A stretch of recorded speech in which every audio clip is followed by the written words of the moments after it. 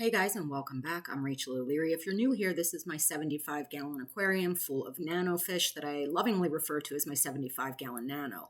Today it's time for maintenance, so I thought I'd go through the process with you and also share with you that while I was looking at the aquarium before starting today, I noticed that there was a juvenile male apisto, which means at some point the Apistogramma cockatoidea or cockatoo cichlids in here have spawned. Now I've only seen one additional small male and one additional small female, but even that in an aquarium with as many fish as this has is pretty impressive. Now, if you're unfamiliar with this aquarium, it's stocked with orange laser cories, barred pencilfish, green neons, and these apistos, as well as a whole bunch of otocinclus.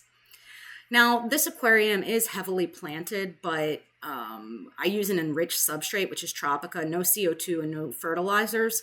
So as you can see, it will often get a bit of hair algae as well as some green spot algae on the glass.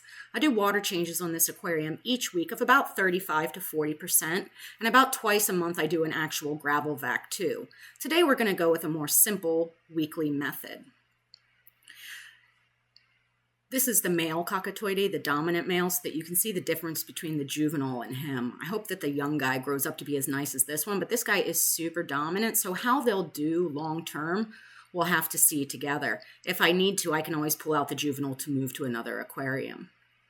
So I start out my maintenance by simply starting a siphon. I use a homemade siphon that I run to drain ports on the other side of my fish room. I scrape the glass with a glass scraper. And then I grab a bottle brush and I go through all of the plants or any place I see any of that hair algae accumulating, and I simply remove it.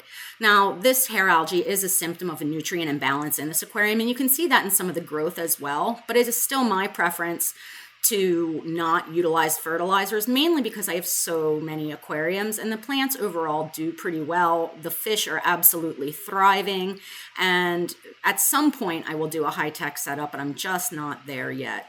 So I just twirl that bottle brush around through all the plants, removing the hair algae as it's captured, remove any really bad leaves, and trim up any stem plants at that time.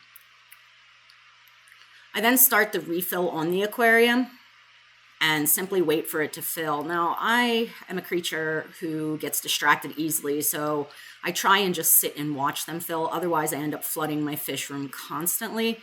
In fact, almost daily. Today, I did not, and I'm quite proud of that, especially during this coronation. So I finish filling up the aquarium, and then I just wipe down the aquarium glass so that everything stays free of water spots and is easier to maintain long term. All in all, it's extremely simple, super easy. I also clean the sponge filters about once a month, and this is immediately after refill, and you can see that it's barely stirred up. The fish are all active, nobody's any worse for the wear, and it's a pretty healthy, successful, lovely aquarium that I think is extremely duplicable by you guys. Let me know down in the comments if you have any tips for your maintenance routine. I hope everyone's staying safe, staying healthy, staying home, and I will see you in the next video.